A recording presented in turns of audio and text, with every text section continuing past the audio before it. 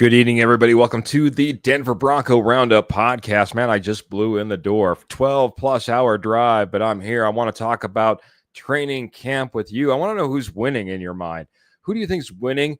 What are you expecting from this Denver Broncos team after you've heard and saw what you've seen from training camp so far? We'll get into the Cortland Sutton news. We'll get into the Drew Sanders news. I'll get the rest of the horsemen on this podcast. We're about ready to go. I don't know, maybe right about now.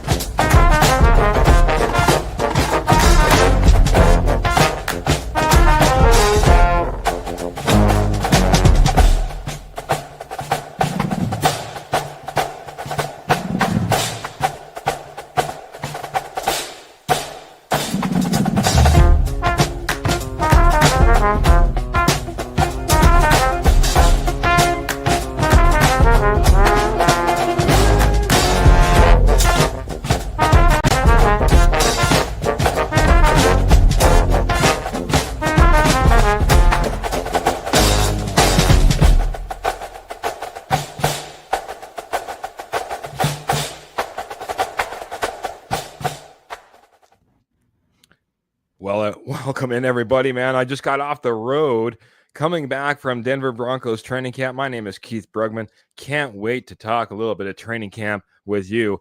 But, hey, I'm not alone, man. I got this guy over here, Mr. Trevor Salzman. Got to say hello to him. Trevor, how you doing, buddy? Doing well, Keith. Excited to have you back onto the show and glad to be here. I mean, again, training camp, best time to hear news, and these guys are in Pats. Now it matters. Yeah. It's all starting to come together, man. And like you said, it matters. It really is starting to matter. And before you know it, we're going to be talking cuts and you know, preseason, and the regular season is going to be all kicked off. But we're kicking it off tonight, man. We got Trevor the Rocket Man Salzman, but we also have Jody the Judge Moncrief. Welcome in, Judge. How you doing? What's up, everyone? It's a great time of the year. Football is back, and this defense is elite. Got to slip it in there right there. Football's back. Good to see you. Oh, defense is elite. I love it, man. I love it, man. I love the posse, man. Coming in here strong. By the way, big apologies for not going live last night. Obviously, with me down in training camp and trying to launch out of a hotel room and the whole 9 yards. Not optimum. Didn't end up going live last night. So appreciate everybody that's stuck with us for a kind of a special edition Wednesday show, right? And hanging out all the way till 8:30 until we were able to get on here. But Ernie Mays comes in here and says, hello, Keith, go Broncos country only. Trevor and Jody and Kenny K2, man. Love you, Ernie. Thanks for coming in here. Speaking of Mr. Kenny Kirkpatrick, evening, fellas. Welcome back, Keith. Sorry I'm not live with you all this evening, but I'll be here in the posse. Good to see you, Kenny. And yeah, we're sorry. We miss you too. Always good to have everyone here, like Pearl coming in and saying hello. And hello, Pearl. I'm Cheyenne days. By the way, I flew right by Cheyenne, well, twice, going up and back, or down and back, I guess you could say. I can't imagine the amazing show that you put on. You said you put on one heck of a stellar show alongside Cheyenne days. And, man, by the way, Morgan Trinkets, that's who we're talking about. They're our amazing sponsor. We'll talk about them later. But, Pearl, glad you had a fantastic show. Michael Ronquillo coming in here. Michael Ronquillo saying, good evening, Keith, Trevor, Jody, and Kobo Broncos. Got the blue and orange hearts. Got that mile-high salute going for us as well. Michael, appreciate you so very much, man. I'm going to get caught up and make sure that you're not helping us out with some stars.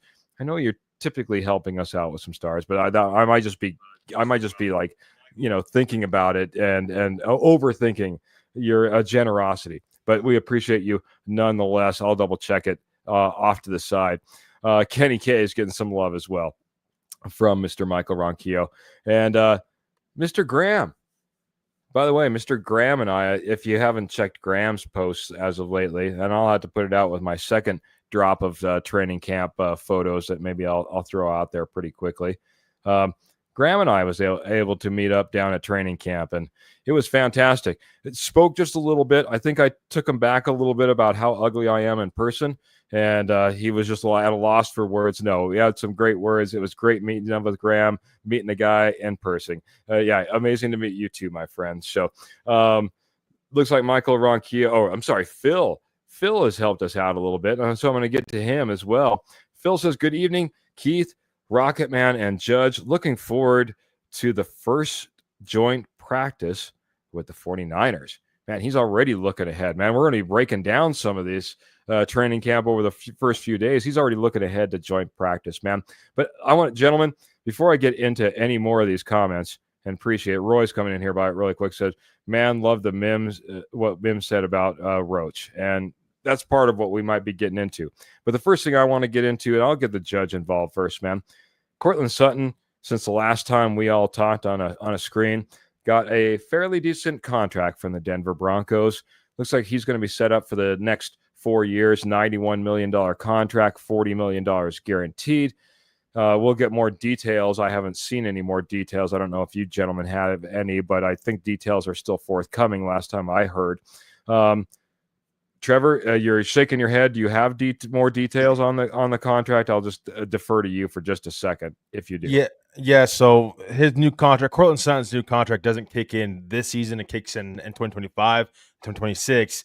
So next season, that's what I'm trying to say. As he's still making $14 million this year from his last contract, but it's from what my understanding is, it's 2 years guaranteed money.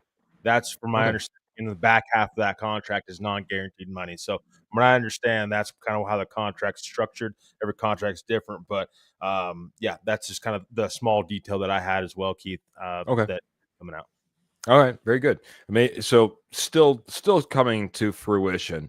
All the details, though, we'll get those. Obviously, they'll hit Sports Track or something like that, and we'll be able to really get the nailed in details in the future. But rumors are maybe 2 years guaranteed of this contract. Jody, Trevor kind of came up with this question, but I'm going to pose it to you first. How do you feel about this contract? What does it mean to Courtland Sutton, and what does it mean for the Denver Broncos? I love that they signed him.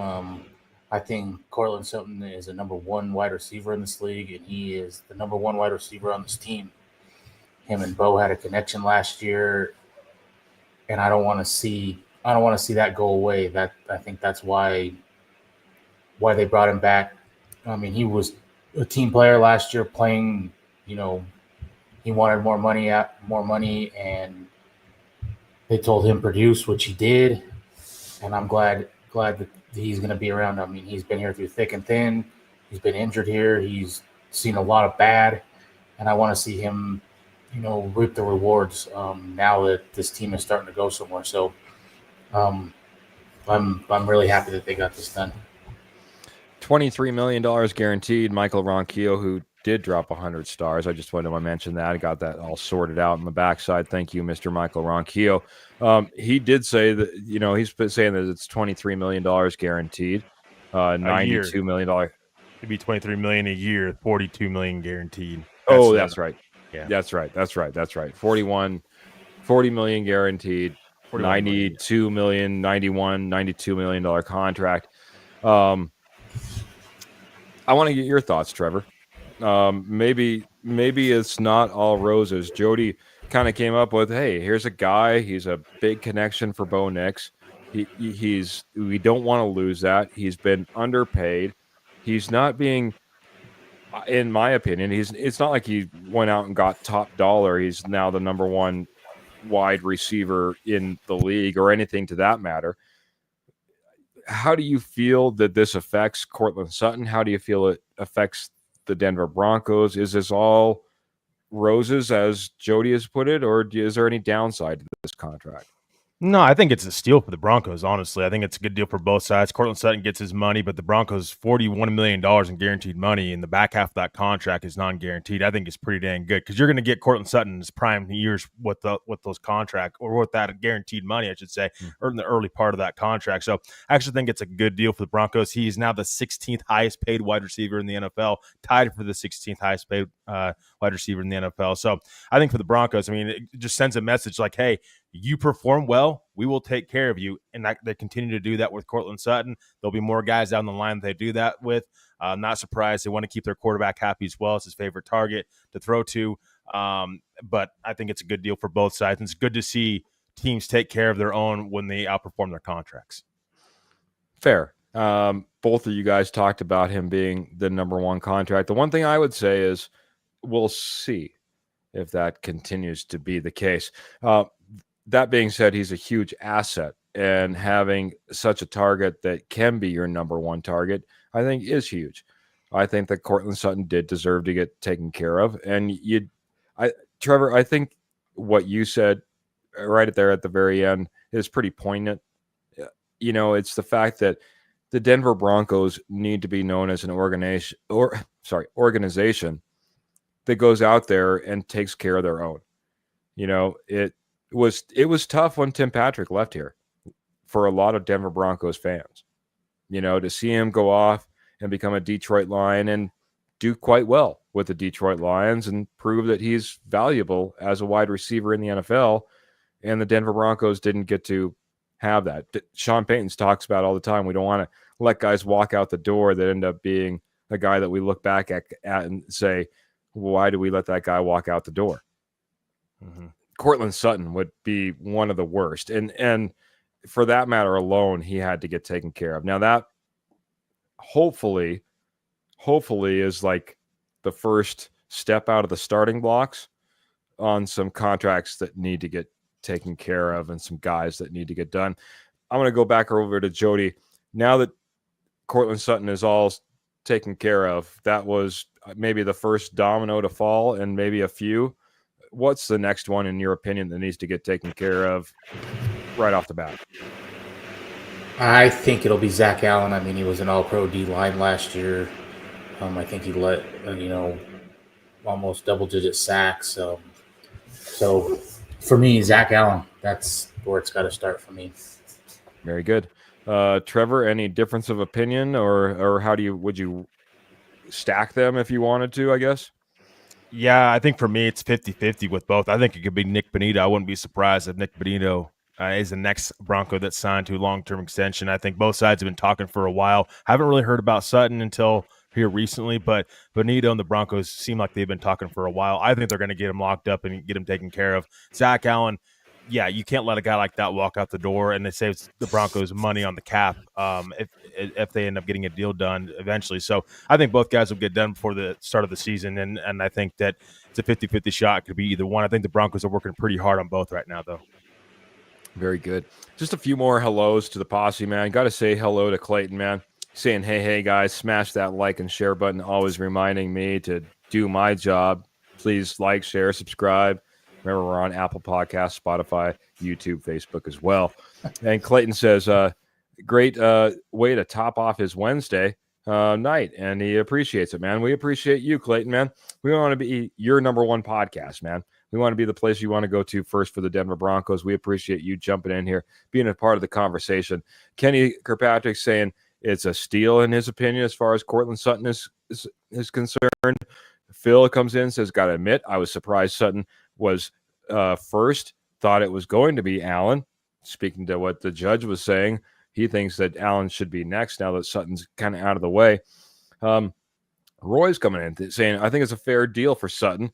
Will be a bargain down the road real soon. And then some votes coming in on who should be signed up next to a better contract or a contract extension or what have you. We got Michael coming in with Zach Allen, Clayton coming in with Zach Allen, Roy Osborne's coming in with Allen will be next. JFM wants to get paid too, says Pearl, and thoughts on that. And I want to head back around because I think just even listening to you guys and listening to the posse, if I was a GM, I'd go the route of getting Nick Bonito taken care of as soon as possible. This is the guy we all know. There's only a few positions that get paid the big bucks, the big money, and that edge. Get him locked. Look what we did with PS2, right? PS2, go out. get it done early, get him while he's still relatively cheap. If Nick Bonito goes out there and he has 7 sacks in 4 games, and now we want to sign him up for a contract, well, guess what? Price just went up. And as much as we need to get all these guys taken care of, I would beg the Broncos to almost get that edge rusher taken care of first. You get your quarterback, you get your cornerback, you get your edge rusher taken care of. That's how you start building the foundation. So that would be my 2 cents, man. That'd be my 2 cents. I want to kind of pivot, guys, real quick, because it kind of gets into training camp. We're going to be talking more about training camp, but we've seen a few injuries, and unfortunately, the injuries aren't like spread out all over the board, and they can stop. By the way, we don't need any more. I'm fine with that. But let's back up to the very beginning and one Drew Sanders. I'll just go to you, Trevor. Drew Sanders was supposed to, hopefully make a big step this year, coming off of an injury, maybe be a big piece of what could be one of the top defenses. And, before I even get to training camp, he ends up getting carted off at training camp. So, talk about it. Talk about the injury, what it means, and what it means for Drew Sanders, especially in a competitive room like inside linebacker right now. Yeah, I think it's a big loss, I think, for both the Broncos and Drew Sanders. I mean, it's pretty frustrating ever since he's been drafted. He just can't see the field, can't seem to stay healthy. And it's just anything he can try to do to stay on the field doesn't work because you get setbacks and whatnot. So I think it's bad for. I don't think it's very good for both sides at all that he got hurt. And I mean, again, it's a leg injury. Didn't play much, obviously, last year. It's just not a lot of experience being on the field. I mean, you hope that, you never hope for injuries, of course, but they happen. And unfortunately with Drew Sanders, it's just been kind of the name of the game since he was drafted in 2023. This guy, I think the Broncos had higher expectations for when they drafted him in the 3rd round. I mean, you're talking about drafting inside linebacker in the 3rd round. I know they've kind of tried to move him around to edge rusher and whatnot, but the plan was to stick him to inside linebacker this year. And unfortunately, he just has not been able to stay healthy enough. And I think it's cause of concern for the Broncos at inside linebacker just in general, because now you have Alex Singleton too coming back from a season-ending injury. We all know Drake Greenlaw's injury history as well. I think it just goes to prove to the point, like, hey, inside linebacker, you got to need some depth there. I mean, already, we're talking about that, and we're just at training camp. So a little bit of concern at inside linebacker in general. Hopefully Lavelle Bailey can step up, and some of these other guys can kind of step up to the plate, but not looking great so far from Mr. Drew Sanders, but wish him well in his recovery. Ligament, not an ACL or anything like that, Jody. That was the biggest concern, is that it was going to be a major setback. Sean Payton has been, for all intents and purposes, making fairly light of the fact that he's of this injury. He's now decided, because he had a decision to make, whether he was going to do surgery or not. He went ahead with the surgery. We are looking, 6 to 8 weeks possibly down the road before we actually see a guy like this return to the field. What does this mean for Drew Sanders, and what does it mean for inside linebacker? And since Trevor jumped the gun on the Alex Singleton news, you might as well wrap that in too, because that's obviously a big piece of this equation as well. I think it pretty much locks in that Greenlaw and Singleton are your starters week 1. I'm not worried about the Singleton injury, broken thumb. Sounds like he'll be back next week sometime. So that's not really a big deal for me. I like that he's not practicing in a knee brace, so that's the bigger thing for me. That shows that knee's 100% healthy. I mean, when Courtland Sutton came back, he wore a knee brace pretty much the whole year, and it plagued him all year. So I like that. I'm not worried about Singleton at all. Now, Drew Sanders, it's a major blow, because I think Denver had high hopes that he would possibly contend to start over Singleton. That's not going to happen now. It also hurt, like Trevor said, hurts his depth.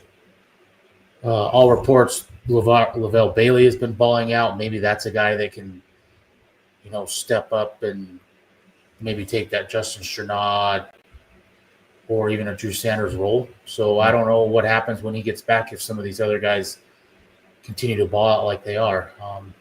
I think he will be around once he's healthy again, but I don't know how much you'll see on the field for a while. So I don't think it's too. I don't think it's too early, in my opinion, to go just sign somebody.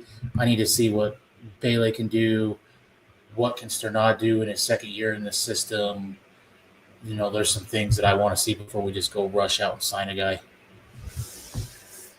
I agree, and this is why I agree. The one thing that obviously set back Drew Sanders.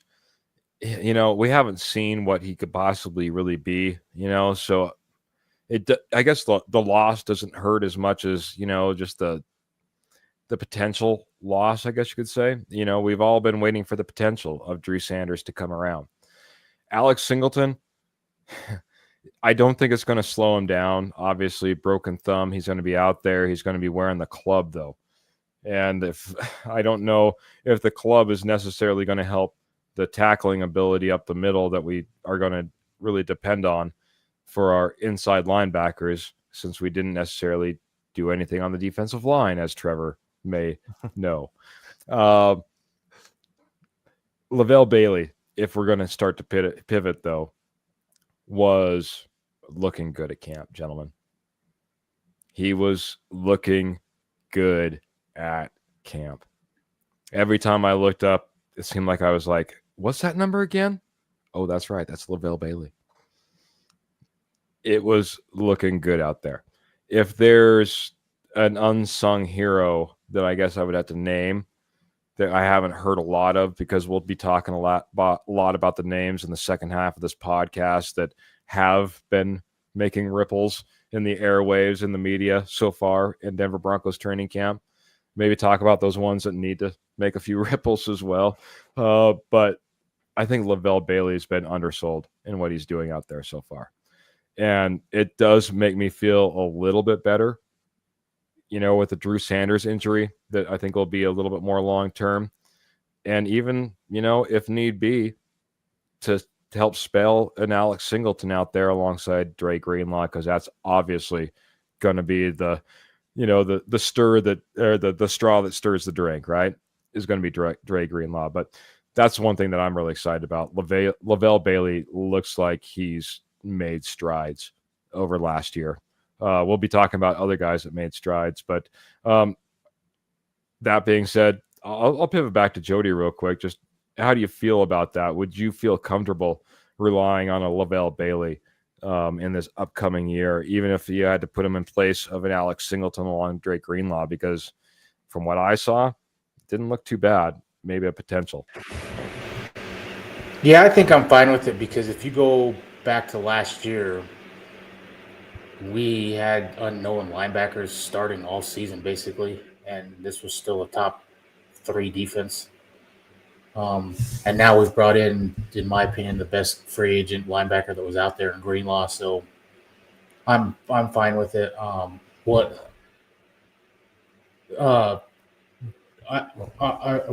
I pivot off of your question a little bit? Do you think this means we play nickel and dime a little bit more, forcing only one linebacker on the field with Jade and Jaquan both on the field? Do you think we see that more now, or to spell some of these injured linebackers? You can't have Greenlaw or Singleton, playing 100% of the snaps. They're going to have to kind of work their way in a little bit, in my opinion. It makes sense what you're talking about. If I had to take what I saw out there, at least as far as, training camp, and they could obviously be doing some very basic stuff as they're just getting into pads this week. But there was that was not what I saw. It was a lot of dual safety looks. In fact, I was surprised how much Devon Key was out there, quite honestly. Running out there. So, running with some of the ones. So just tells you exactly, that might give you an idea of at least what we're seeing so far in training camp. But you're right, man. If we went more nickel and dime, you're absolutely right. That's going to help spell that linebacker position a little bit more, put a little bit more on the safety, but it's a place that maybe we're a little bit deeper right now, especially with a couple of injuries that just popped. And I say that because I expect Hufanga to be more in the box a lot more. I mean, he's a thumper. I don't expect him just to be back out in coverage the whole time. So I think that's another thing that can help spell that.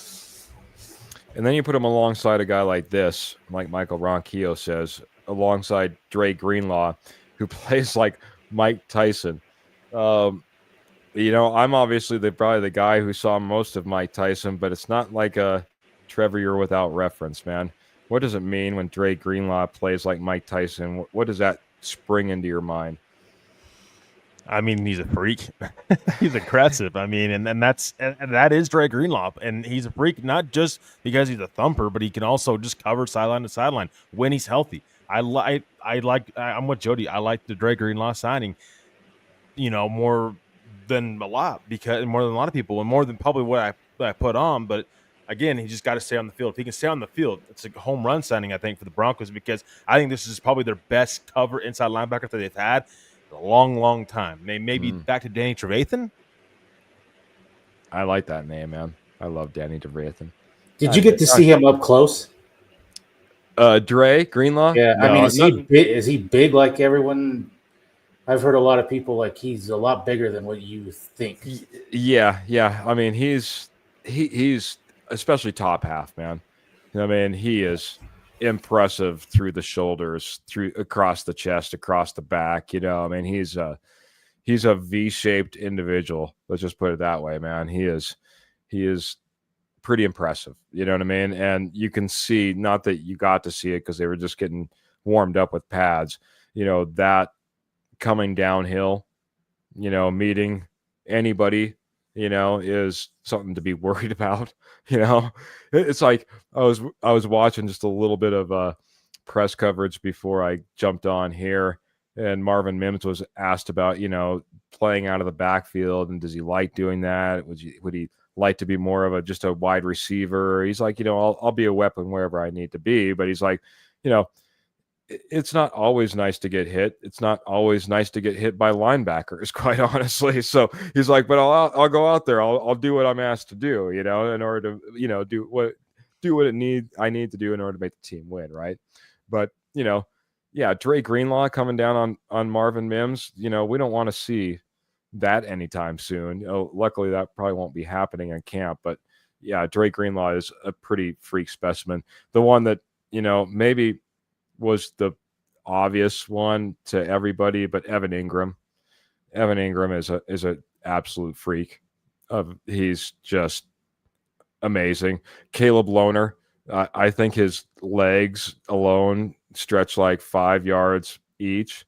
It was pretty wild to see him out there as well, just seeing a 6'8" product out on the field as well. So, gentlemen, I'm taking an early break, man. I want to talk about our fantastic sponsor, Morgan Trinkets. Morgan Trinkets was, just up at Cheyenne Days. I was going to mention that, but Morgan Trinkets is your headquarters for Southwest Jewelry, Southwest Pottery, and Estate Gold wholesale prices for over 34 years. Once a nationwide company, now they hang out in your backyard, northern Colorado, southern Wyoming, like Cheyenne Days, and they rock shows all summer long, all year long for that matter. I was surprised how long Pearl goes into the winter season, traveling and doing shows at any fairgrounds or gem show that you can possibly imagine.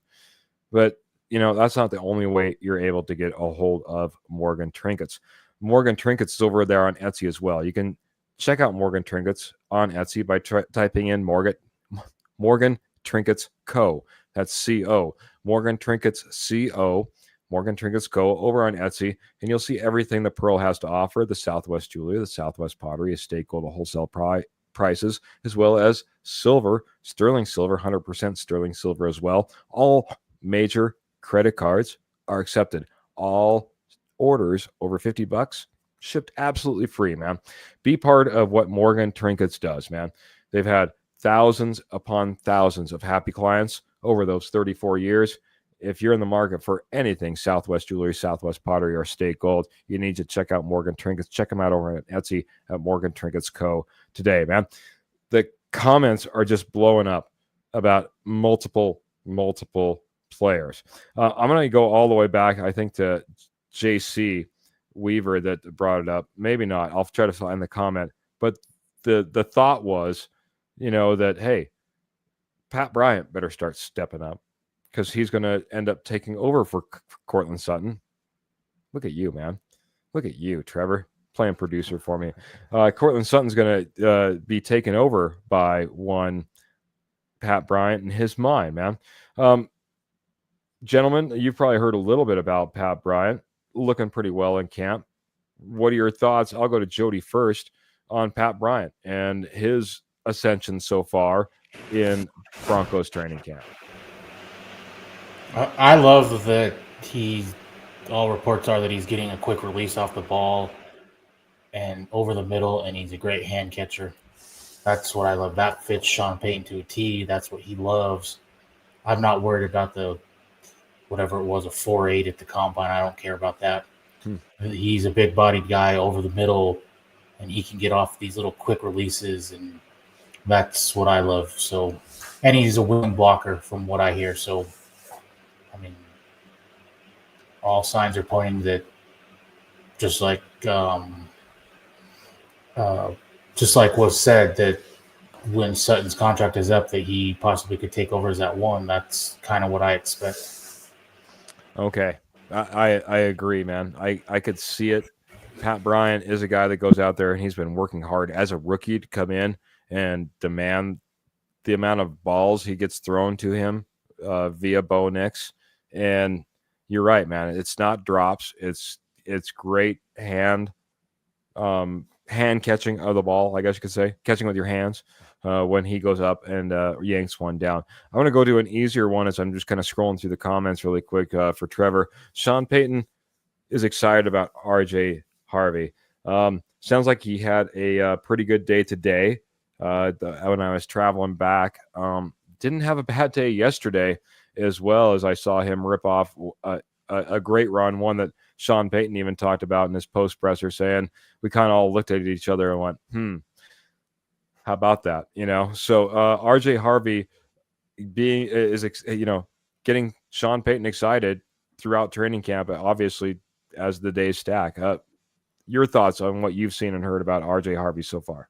Yeah, from everything I've heard, he's been balling out too. I mean, and the running backs. I mean, with running backs, these guys you're going to see them break out a little bit sooner, maybe than a wide receiver, whatever, because it's the running back position. You're able to see a quicker progression. You're able to see them kind of make a bigger impact quicker. And so I think with RJ Harvey, I think he's going to make that. From what I've heard from most of training camp up to this point, there's been a pretty good competition there at running back.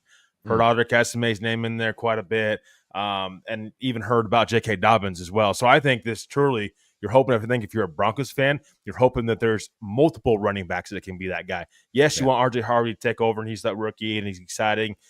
Absolutely, and I think Sean Payton really likes him. But you want a true running back committee, multiple guys that you can count on to be able to run the football a lot better than you have, at least in the Sean Payton era up to this point. I'm going to pivot back to from Trevor over to Jody. And I'm going to try to make Jody about as happy as I could possibly make him. Not only the reports today, because I saw reports today that Audric Estime is quote unquote looking good. Man, if I could have dropped that 2 days ago, yesterday, I would have. In fact, I did in the back comments. Yeah, I was asked what was good at camp today. And I said, RJ Harvey, J.K. Dobbins, and Audric Estime running with the ones. Jaleel McLaughlin running with the twos. And Audric Estime was looking pretty dang good himself. I would say not only running the ball, had himself a pretty nice catch a couple days ago as well that looked pretty dang good. Audric Estime, RJ Harvey, J.K. Dobbins, all doing well, but RJ Harvey, I'll let you talk about all three of them, Jody, because I know that you're a big Audric Estime fan. It was Michael that came in, chiming in, saying that he was excited, and Sean Payton was excited, I should say, about RJ Harvey. So, talk about the running back room a little bit. I'm excited for all three. The only thing I don't like is I hope Sean Payton this year goes in and narrows this down to two guys, and it's not a rotation every week like we've seen last year, and commit to it. I'm going to be high on Estime until either Denver does away with him or just doesn't play him. I mean, he's a freak of an athlete. I mean, he's probably Denver's best, in my opinion, short line runner, and he's not afraid to hit the hole. I don't know why Sean Payton is so against, giving him a real shot, but it sounds like he's getting that this year, and I hope that it continues. So I'll go back to what Trevor said. If Estime is somebody that balls out a little bit more. We lost you just a little bit there, buddy. You kind of cut out for a second. Could you just repeat what you said at the very end, because we only caught the last bit? I think maybe what Trevor said a couple weeks ago about surprise cuts in J.K. Dobbins could be true if Estime, continues to ball out, and he can be that, goal line. If he can improve on his third down pass blocking, and he can get you those short yardage type runs, I think that could spell bad for J.K. Dobbins, in my opinion. It could, and you're absolutely right. I caught that episode as well, and I wanted to chime in because I was like, no, Trevor has something to say here, man. I think he's right, man.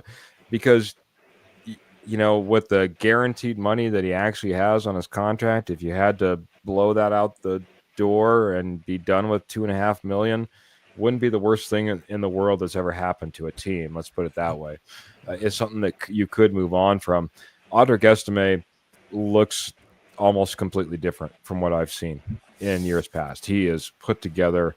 He is ready to go. And that might just be a difference enough that he gets he gets a look from Sean Payton and gets a legitimate nod. I'm hoping that's the case, because like I said, whether he was catching the ball, whether he was running the ball, looked pretty good. Jaleel McLaughlin was, through 2 days of pads, not looking all that great. Not a great thing for him. This is my biggest concern. Is one of the biggest talked about things was Jonathan Cooper, blowing up the coverage of one RJ Harvey in order to get to Bo Nix in a training camp session. That doesn't necessarily spell the end of J.K. Dobbins, in my opinion. I think that's why Dobbins is here, for that reason alone. So that does put a lot of pressure, I think, on not only RJ Harvey, but if Audric Estime can be that guy from what he's been doing in camp, and all of a sudden Sean Payton says, I think this is a guy that we can rely on, then I think those dominoes could fall to the fact that we could wave goodbye to J.K. Dobbins. But right now, at this time, until someone really steps up in that role to something that Sean Payton's already seen on tape at the NFL level in J.K. Dobbins, it's going to be tough to do it at the same time. I will add, too, he plays special teams, and I think that could be your deciding factor if he makes his 53 over Jaleel. Correct. Trevor, you wanted to chime in as well, sound? No, I was going to say the other two running backs, Tyler Bidet and Blake Watson. What was your opinion on those guys? Because I think those guys are actually still in competition, very much so, with everybody else in this running back room. I mean, we seen Tyler Bidet last year get real carries in the game. He just unfortunately got hurt a lot, and he's one of those guys that, hey, would you be surprised if the Broncos cut J.K. Dobbins and keep Tyler Bidet? I'm not saying they're going to. I'm saying, would you be surprised? Tyler Bidet is also pretty good pass protector in the backfield. Yeah, it's going to be interesting to see, because a lot of limited sessions. I mean, quite honestly, I was surprised. I guess I'm always surprised when I go down to training camp how short they cut their first pad day. You know what I mean? So, wish I would have saw more reps. Wish I could have been there for an entire week. There was definitely a separation to where you saw ones and twos, and so when you talk about anybody that's not named RJ Harvey, J.K. Dobbins, or Audric Estime, they were on a different field, getting runs, and to be honest, you tend to watch them a little bit less. I will say I kept trying to peek over when I'd see Jaleel McLaughlin, see how he was doing, and he was doing fairly well against the twos. Unfortunately, the first opportunity I seen him with the number ones was one that got absolutely bottled up in the backfield for probably a 2 to 3 yard loss. So not really what you're hoping for when you see guys like J.K. Dobbins and Audric Estime rattling off runs with the ones. I have a question. Sample size, though. A quick question. Do you think this all kind of hinges on how Estime develops as a pass blocker? If he takes that next step, oh my goodness, then you can get rid of J.K. Dobbins and you can maybe keep Ababday or Blake Watson or somebody. 100%. And if he doesn't, then Dobbins has to be here. Yeah, it's going to be up to R.J. Harvey or Audric Estime to make Sean Payton feel comfortable in that run blocking. See, and I excluded R.J. Harvey. Pass blocking. I'm sorry. Because I don't expect him to be there year one. That's why I think it's Estime because of the size and that type of thing. If he takes that step, I think you could see Dobbins goodbye. And are we keeping a Bidet? Are we keeping a McLaughlin? Are we keeping a Watson? You guys, how do you feel on that? 100%. The other thing that we all had to start thinking about too, in the grand scheme of this, is how many fullbacks and tight ends do we keep as well? Because does a Michael Burton or a Nate Adkins, what do they add to the table? Where maybe you do want to still keep a Jaleel McLaughlin around, because even Sean Payton this week was talking about how he was lucky. Or they were unlucky in a way that there was no way that they could have kept him on the practice squad, with what he was doing just a year ago, and that they had to have him on the 53 or they would have lost him. So, does he want to keep them all? I know that's not the answer you want to hear, Jody. Let's keep them all and get rid of one of these fullbacks or these tight ends or something like that are further down the necessity or need chart. But I could see him going that route too. He needs somebody he feels comfortable in that pass blocking. Once he gets there, then I think you can actually start to narrow down that running back room. I think if he thought he had a 3-down back today, he would run out there with pretty much a 3-down back and spell him. But he doesn't have that, and he doesn't usually seem to think he can get that all in one package, in my opinion. I think he looks for at least 2 guys to make that happen. Yep. And it's important, I think, because if you remember last year, there were a couple games. All Javonte did was come in. He got 0 carries, and he'd come in and pass block. Yeah. Well, he did get carries, but he just couldn't be able to find running lanes. So we had that discussion too good many times. I remember that one. But there's a reason that he was around all year, because of pass blocking. Yeah. And 100%. And passing game too. So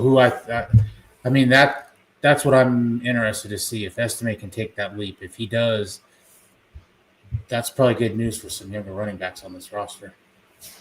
100%. Pearl just reminding us her next show for Morgan Trinkets will be in Greeley at the Dog Show, August 14th through the 19th. You need to check out Morgan Trinkets if you're in the area. A young Broncos fan asked linebacker Dre Greenlaw why he plays too hard, and he told the young man, young Broncos fan, I like to play physical on defense, man. My type of guy. Bo Nix and tight end Evan Ingram are forming a bond before wide receiver signed a new contract extension. Yes. And yes. Yeah, I think I saw that even in the time that I was down there.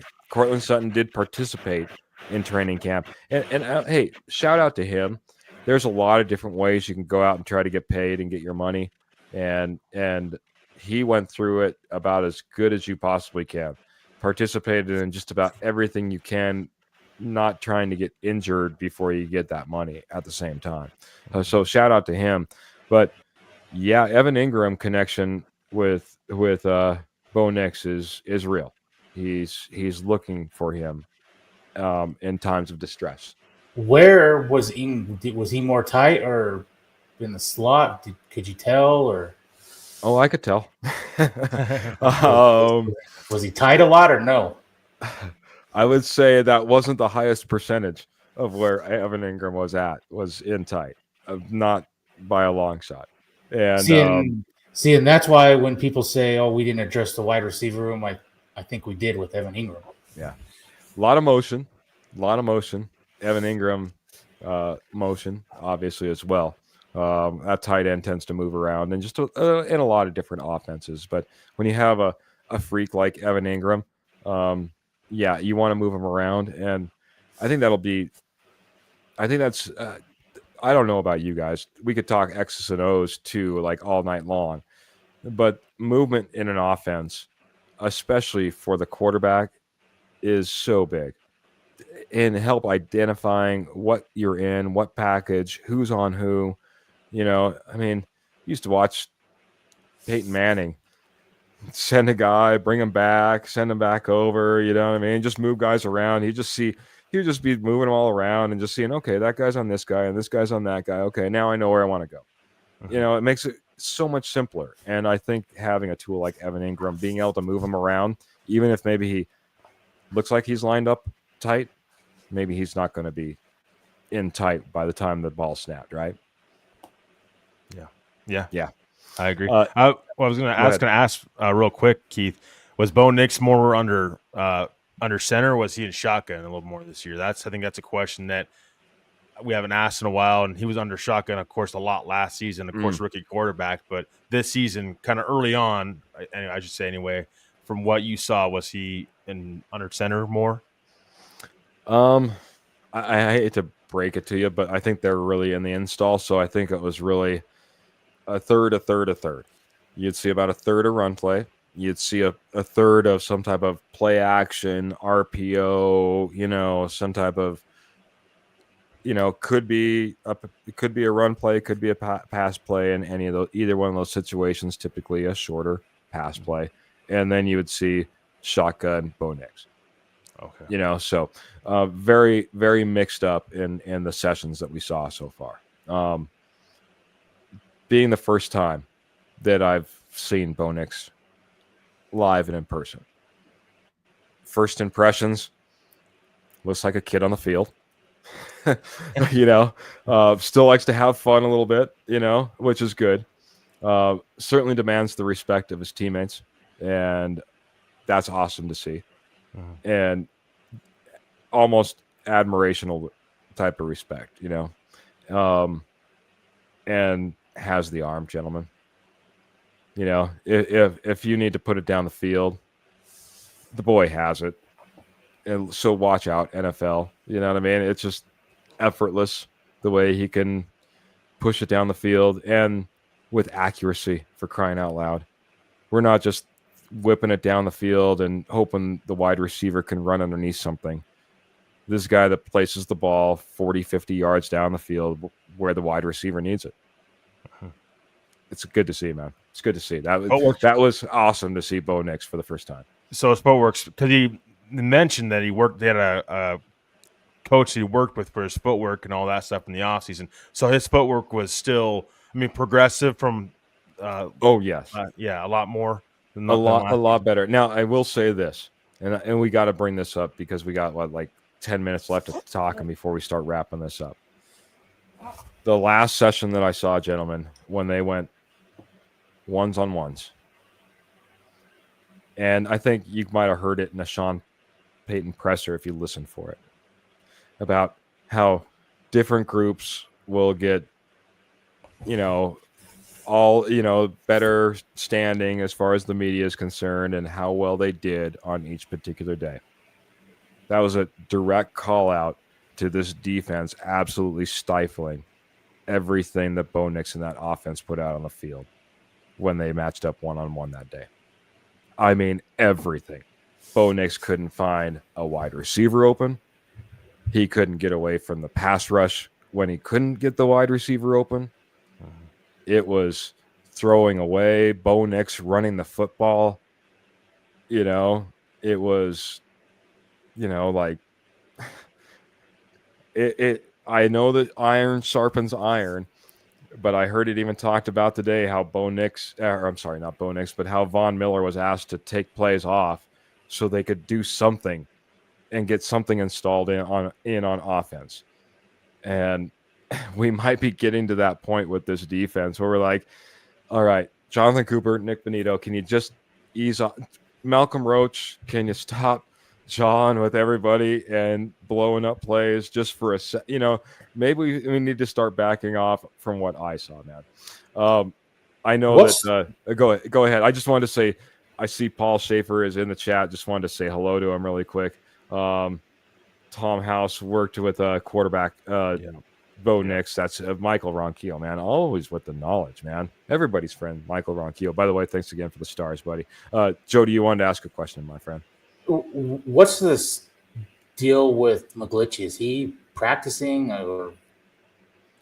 Yes, he was back when I saw him day 2 of when I was down there. That would have been Tuesday, yesterday. I'm trying to get my days all straight as traveling's been a lot. So yesterday he was out there. He was at camp. He was in pads. He did participate in most activities. I'll put it that way. You know what I mean? So yeah, he's out there. He's looking good. So, looking like he's going to be a part of things moving forward. Probably just bring along slowly at this point, right? So since he hasn't been participating as much. That's what I've also heard as well, as the defense just seems really dominant. And it's great to be obviously very pleased with that. But from an offensive standpoint, I think you'd want to see a little bit more even and out kind of everything. You want to see this offense take steps in the right direction. So for me, that standpoint, I think this offense has a bit more to go, of course. And of course, it's early. It's only training camp. I mean, that's part one of what this team's going to be made of this season, because of course they got preseason games to play with against other teams in pads as well. You got to go out there and prove yourself out there against other teams as well. But I mean, hopefully this offense can kind of start getting their feet underneath them a little bit more, because it's greater than dominant of a defense you have. You got to be able to put points on the board, and you have to, with a head coach with an offensive mind, you got to be able to put points on the board and steps in the right direction this season.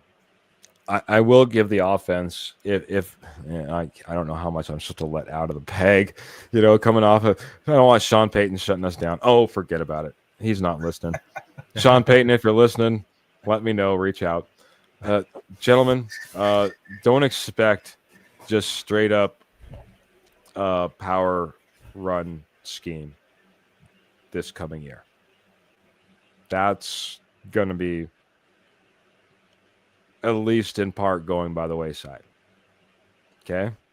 That's a complete sideways move from Sean Payton, in my opinion, from everything we've seen.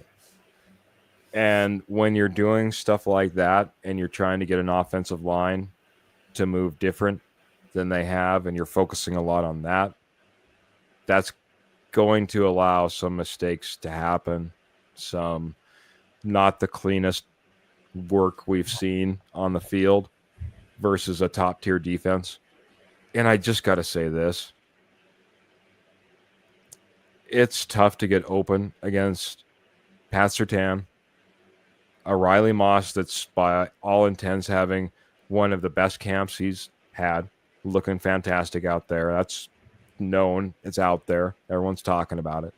You bring in Jahdae Barron, who's already in pads playing inside and outside as a rookie and not lacking. You got Dre Greenlaw in the middle.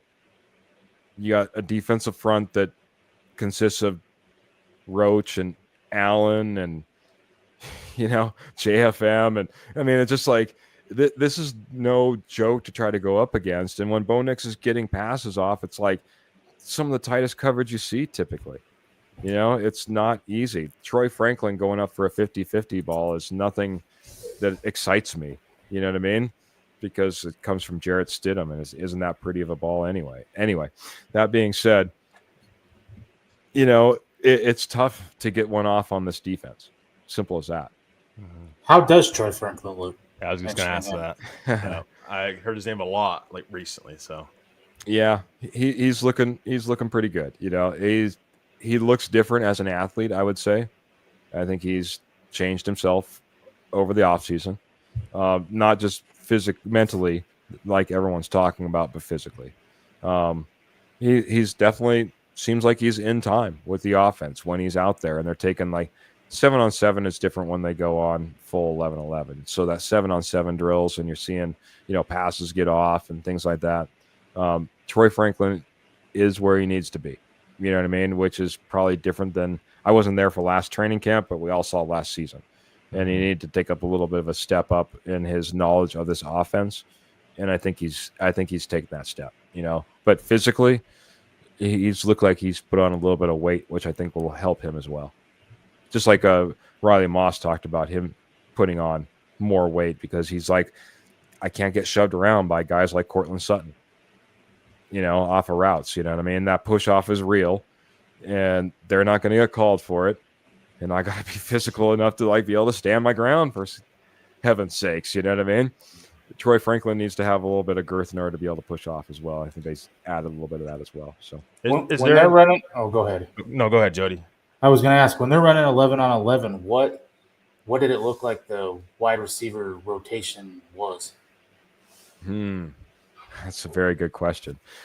So Sutton was out there, but he was out there, I think, a little bit limited just because he was really last day I saw him was he got off the field and then he signed a contract, so he was not out there with the ones in the 11-on-11s. I'll just be 100% honest. That's what everyone's been talking about until he got signed. He wasn't running those drills, right? And the one that everyone has been talking about, and I hate to bring it up with only like a couple minutes left, man, but Trent Sherfield is sure getting a whole lot of run.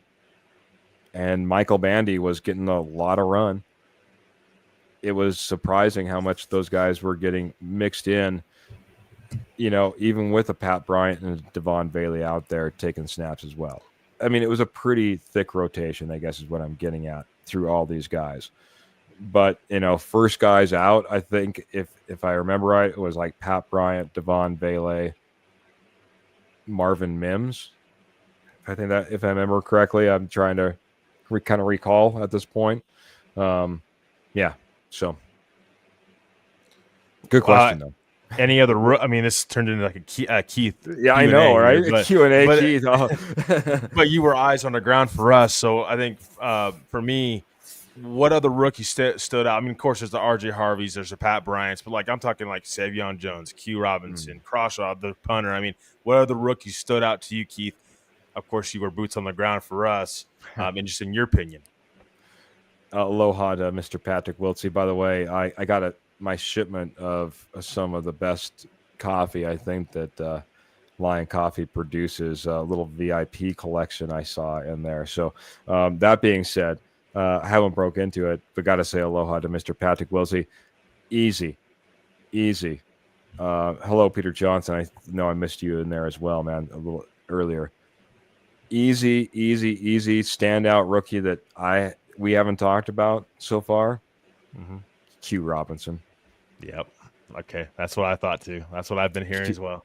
Q Robinson is. I got asked about freak athlete. What does Dre Greenlaw look like? Q Robinson is a freak, man. He is an absolute freak of an athlete. He is going to be a little hidden gem that can be unleashed whenever VJ wants. And I think that he has the ability to wreak a lot of havoc. Yep. I just go back to the story of where Q Robinson was in the fact that he couldn't get run. He couldn't get play at the position that he was earmarked for. And so he said, put me wherever you want, coach. I just want to get on the field. He's an athlete. He's a freak athlete. And I can't wait for Q Robinson to be unleashed. I think he's going to end up. I think he's going to compete with Jonah Ellis in there. I do. I think as soon as this season, I think he'll be competing with Jonah Ellis in that edge rusher room, and really kind of push Jonah Ellis, I think, a little bit for year one. I think Q Robinson is. I think you're on to something, Keith. I think he's a real gem, especially on special teams this year. But I think going forward, watch out for Q Robinson in that Broncos edge rusher room because I think there's something there for sure.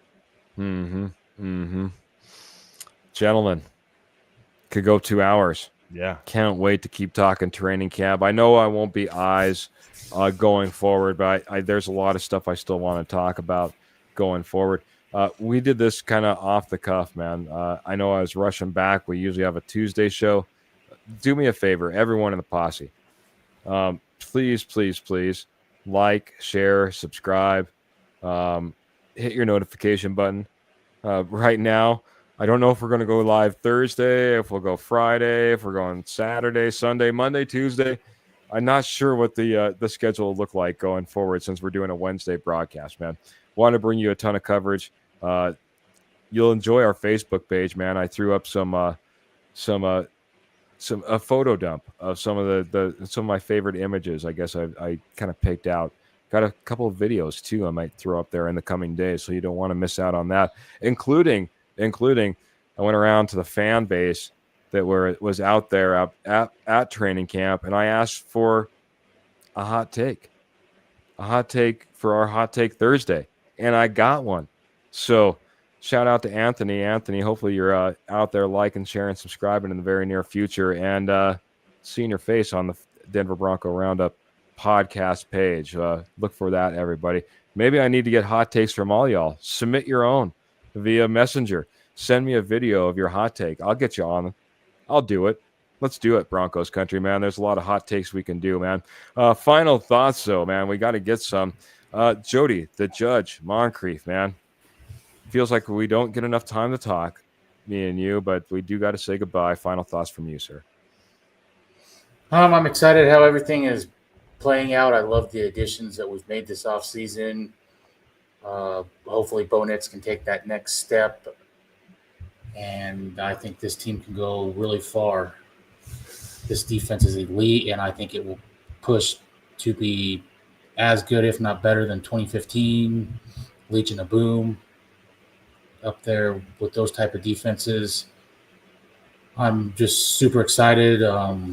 Love this time of the year. Football's back, and I think we have football starting this weekend for the next, whatever it is, like 20 weeks or so. So let's go. Welcome back, football. Welcome back. Come into my loving arms. I understand you, Jody. Oh, man. It's good to see you, man. You don't have to come into my loving arms. It's all good. I'm going to go over to Trevor and get some final thoughts from him. I'm not coming to your loving arms either. Can't get anybody, man. No, but I mean, I think you guys are absolutely right. You guys hit the nail on the head right there. I mean, football's back. I mean, talk about training camp. Heck, I'm already ready for the preseason. I want to see these guys in pads against other teams. I know training camp just started, but I mean, this is just part one of trying to make this 53-man roster for each and every one of those players. Some players, they're fighting for contract extensions. I mean, there's a lot to fight out here for this team. They're obviously trying to win together and win at a high level. So excited that Keith got to go down to training camp and see it boots on the ground for himself, and excited to see what preseason brings for this team as well, because I know we'll see more standout players when preseason comes about as well. So, but thank you for everybody in the posse who just tuned into us tonight. I know it's a Wednesday episode, but nevertheless, we brought it to you. And so appreciate everybody in the chat for watching live and after the fact, and of course, being here with my two amazing co-hosts. Kenny, we miss you tonight. Hope everything's going well. But we'll see everybody the next time we go live. But I appreciate everybody. And Keith, great job covering down there at training camp. You did an amazing job. And as always, go Broncos. Well, thank you, man. I appreciate that, man. More to come, man. The more I want to talk about. And maybe a few articles over on Rocky Mountain Sports Network or RockyMountainSN.com. Maybe a few articles coming there. Like I said, if you're liking, sharing, subscribing, hitting those notification buttons, you'll know when we go live with another podcast, whether it be over on here on Facebook or YouTube, or you pick us up over on Apple Podcasts or Spotify. And like I said, I might just be dropping a video or two. Hopefully nothing that gets me in trouble with Sean Payton and the Denver Broncos. Well, sometimes, there's no such thing as bad publicity. So we'll see how far that goes. No, I'm just kidding. Not trying to push any buttons. Gentlemen, fantastic episode. Appreciate the conversation as always. Can't wait to continue it, man. Denver Broncos training camp is just getting ramped up, but man, that just means the whole season's getting ramped up, and I can't wait for everything that we get to talk about, man. It's going to be a fantastic year, and it's all starting right about now. Thanks to everybody in the posse, man. Fantastic conversations. Our star givers, Michael Ronquillo and Phil McLaughlin. Appreciate you so dang much. Those are the ones I saw. Patrick, I know that Patrick, I was going to say, Yeah. Patrick sometimes comes in here as well. Patrick, love you, my man.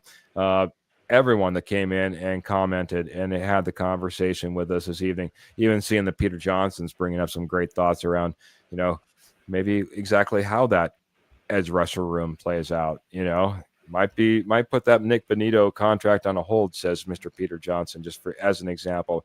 Great conversation from everybody, though. We love you. We appreciate you. Again, can't wait to be with you again. Not sure when that's going to be. Typically, we go live every Tuesday and every Friday, 8 p.m. Mountain Standard Time. Hit that like, share, notification button. You'll know exactly when we'll be going live next. Heck, we could be going live in 2 hours. Probably not. That being said, we got to get out of here. We're going to do it the way we always do, gentlemen, or at least the way I always do. Make sure you keep those boots in the stirrups, guns in the holsters, and the Denver Broncos in your heart. Until next time, we're going to get out of here. Have a great night, everybody. Take care.